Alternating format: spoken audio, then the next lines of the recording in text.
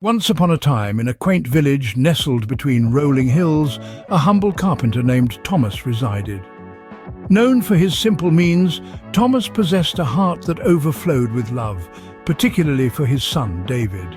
David, a bright-eyed lad full of curiosity and innocence, was the apple of his father's eye. As David sprouted like a sapling into a sturdy tree, Thomas noticed a glimmer of longing in his son's eyes. Each time they sauntered past the grand bookstore in the town square, David's gaze would linger, his heart yearning for the adventures and knowledge hidden within the pages of the books that lay just beyond his reach.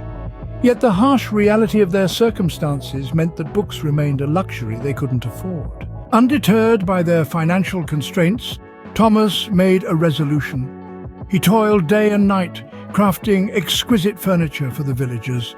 Each stroke of his hammer, each polish of his woodwork brought him a step closer to fulfilling his son's dream. And then that day arrived. Thomas had saved just enough to buy a single book. On David's birthday, Thomas gifted him the fruit of his labor. The joy and disbelief mirrored in David's eyes were worth every drop of sweat Thomas had shed. The book was no longer a mere object. It had transformed into a symbol of his father's love and sacrifice. Years rolled on, and David bloomed into a fine young man. His thirst for knowledge was insatiable. He devoured every word, every page of the book his father had given him, and soon he yearned for more. Witnessing his son's passion, Thomas made a silent vow to himself. Even as age started gnawing at his vitality, Thomas worked harder than ever. He sacrificed his comfort, sold his prized possessions, took on extra jobs, and even skipped meals. Also, David could afford his textbooks and pursue his education. David's hard work, fueled by his father's sacrifices, bore fruit.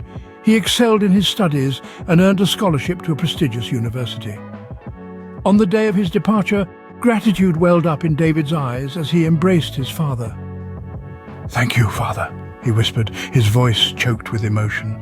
Thomas's story is a testament to the power of love and sacrifice. It teaches us that sometimes the greatest gifts we can give are not material possessions, but opportunities. Opportunities that can open doors, change lives, and create a ripple effect that goes beyond what we can ever imagine. So remember, like Thomas, let's strive to give the gift of opportunity, the gift of love, and the gift of sacrifice.